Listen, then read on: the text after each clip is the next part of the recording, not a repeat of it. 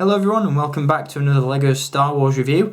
Today we're going to take a look at some sets from the summer 2016 range of LEGO Star Wars products. I'm going to play catch up with a couple of these sets as these were released a few months ago, and obviously with the influx of Rogue One products now appearing on store shelves, these aren't going to be sticking around for long, so get them while you can. The set that I'm going to give you a look at in today's review comes from Star Wars The Force Awakens, and it is this one. Set number 75148, this is the Encounter on Jakku. This particular set does depict various scenes from The Force Awakens that take place on the planet Jakku, such as Unkar Plutt's junk shop and of course Rey's encounter with Teedo, which is really nice. It's cool to see different scenes incorporated into one set, and the set itself currently retails for $49.99. Piece count on this one is 530, so price per brick ratio is definitely on point. You get a substantial build for your money, and yeah, the set is really cool, so we'll jump into it in just a little bit.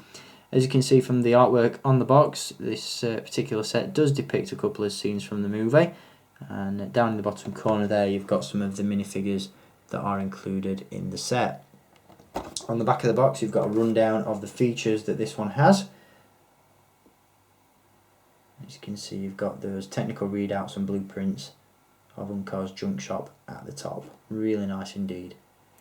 Now, as I mentioned, this one won't be hanging around for too much longer. I believe that this set and the set I'm about to review in my next video are currently available for back order, which means all outstanding orders will be fulfilled by the end of this month. That's at the LEGO store at least. If you head up to sort of Toys R Us and Smiths and all those kind of places, then I'm sure you'll still be able to pick these up. But again, get them while you can if you want to add them to your collection now. I do apologise about the delay and how long it's taken to get to these, but you know, better late than never, as they say. So there we go, that is the packaging that this set comes in, and now let's take a look at what we get inside the box. And as always, we'll start by taking a look at the minifigures. Now first up we have Rey. This is of course the same Rey minifigure that's been included with all of the other Force Awakens sets so far. The only difference with this one between the figure included with Rey's Speeder and the Millennium Falcon is the fact that she doesn't come with the desert headscarf and satchel that she came with in the Speeder set, and she doesn't come with the silver blaster pistol that she came with in the Millennium Falcon. Other than that, the figure is exactly the same. You've got the same facial print on the front and also on the back of the head. Obviously you've got the outfit represented there in the torso and leg prints, and the staff is included as well. It's a really nice minifigure. Obviously she comes with the 3-bund hairpiece as well, and overall it's a nice addition to the collection. You know, she's been in there in a couple of sets now, but she's a necessary inclusion given the nature of this set. So that is Rey. Moving on, the next figure we have is this one. This is Unkar Plutt. This is of course the Jakku junk trader, and this is a really nice figure. It's very simplistic in its design, but it does the job of reflecting Unkar's appearance from the movie. As you can see, the print and detail on the head is really nicely done. Bit cartoonish, but done in the same style as the other LEGO figures. The head and torso piece is one solid sculpted LEGO piece in the very same vein as the Chewbacca minifigures. So in the sense that when you take that off, you know, the chest and the head come as one. And then underneath you've just got a basic torso with a continuation of the design via some leg printing there. It does of course come with a wrench as well, just to, you know, complete jobs around the shop. And he's a very cool figure indeed. Really nice. Definitely a highlight of the set. Next we have Rey's droid counterpart, and that is of course BB-8. As I've mentioned in previous reviews, I'm on the fence about this figure. I think the scale and the print that has been applied to it are really nice. It's a great interpretation of the prop seen in the film into LEGO form. The only thing that I don't really like about this one is the fact that you've got studs on the top and bottom, which kind of take away from the overall aesthetic of the figure.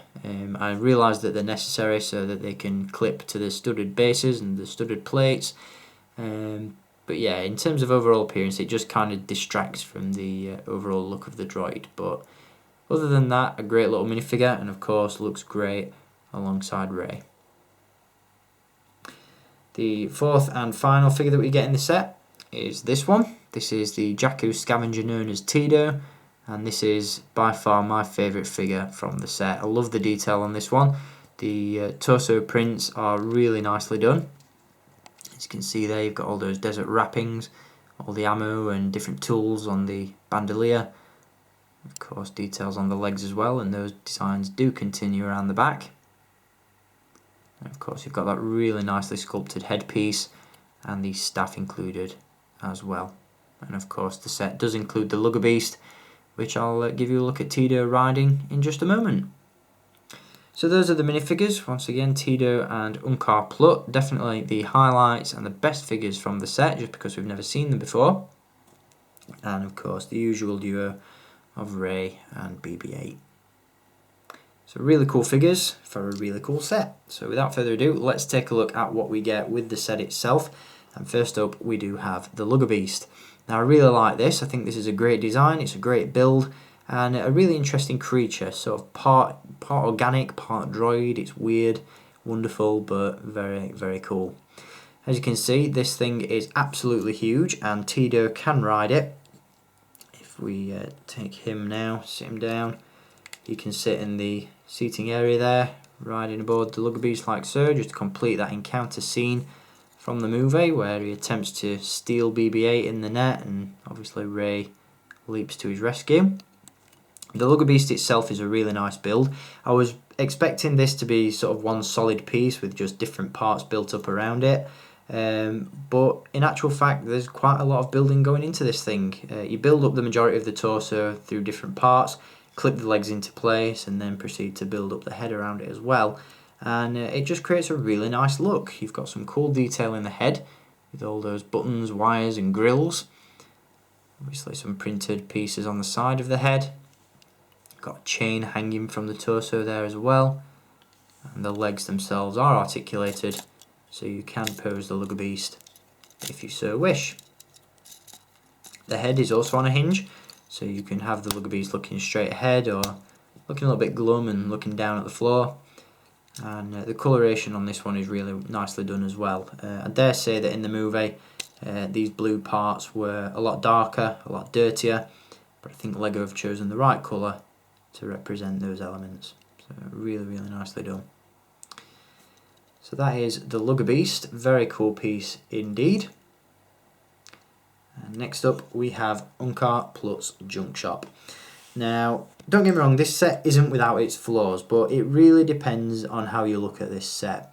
My main concern with it when I first saw the images released online was the fact that it seemed very small for the price.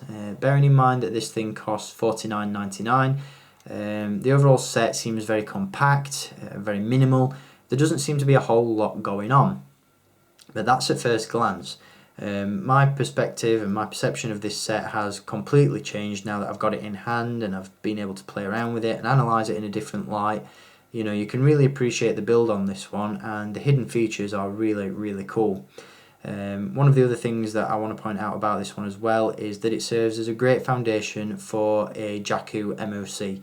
So if you're one of these guys who likes to build up LEGO dioramas and all that sort of stuff, then you can use this as a stepping stone to build a much larger junk shop.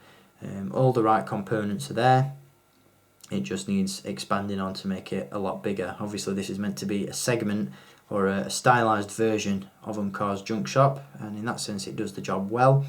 My other main issue with this one was the fact that it looks unfinished. As you can see at the front, you've got these sort of Technic pieces that just look a little bit untidy, distract away from the overall aesthetic. But once again, analysing this thing in a different light, this is a junk shop. It's meant to look untidy, it's meant to look unfinished, it's meant to look messy, and that's definitely what we get with this. So in a roundabout sense, it works and it does the job well. So it really depends on how you look at this set as to whether or not you're going to like it. Value for money wise, you know, piece per brick ratio, as I mentioned, is definitely there. It's just the finished product is a little bit small, but again, the hidden features more than make up for that. So let's take a look at some of those now. First and foremost, the entire section of this shop does open up. As you can see, it's on a hinge, and the shop does open up like so to reveal the interior. So as you can see inside there, you've got a shelf with various mugs, containers and all that sort of stuff. You've got a safe right at the back there near Unkar's window, which does store credits or potions, depending on what you want to interpret those as. You've got a stud firing blaster there in case Unkar needs to deal with any unruly customers, with some extra ammunition just up top. And then if we close up the shop and come around the back, you've got a workbench there with an unfinished battle droid. Probably not 100% screen accurate, but for the purposes of playability and obviously for this set it works and does the job well. You can complete the droid via the legs that are standing at the entranceway and also via one of the arms that's in this crate on the side. Also inside that crate we have a broom so that Unkar can clean up at the end of his day. You've also got the crowbar there that's included with Unkar's thug in the race speeder set. So obviously when the thugs come running out they can grab a weapon and chase down unruly customers for Unkar Plutt. Underneath that workbench area you've got a hidden tray section which does unclip via this latch, and that slides out to reveal yet another hidden blaster and just slides back into place like so and locks into place just there. You've got a canopy which operates on a hinge as well, and of course a much larger canopy at the side with a nice printed piece on there. So all in all, this is a really cool and funky little set. Again, the hidden features are really nice on this one. I love the fact that it opens up and you can create different scenes within the shop. So if we have Unkar Plutt in there for example, very cool looking indeed. Once again, this is a cool set depending on how you look at it. Personally, I really like it and I think you will too once you pick it up. Again, don't hesitate if you want to add this one to your collections because we're winding down to the end of the Force Awakens line now, so this won't be on store shelves for a lot longer. But that's going to do it for Unkar Plutt's junk shop and the Luggabeast, all in all creating the encounter on Jakku. Set number 75148 from the LEGO Star Wars range.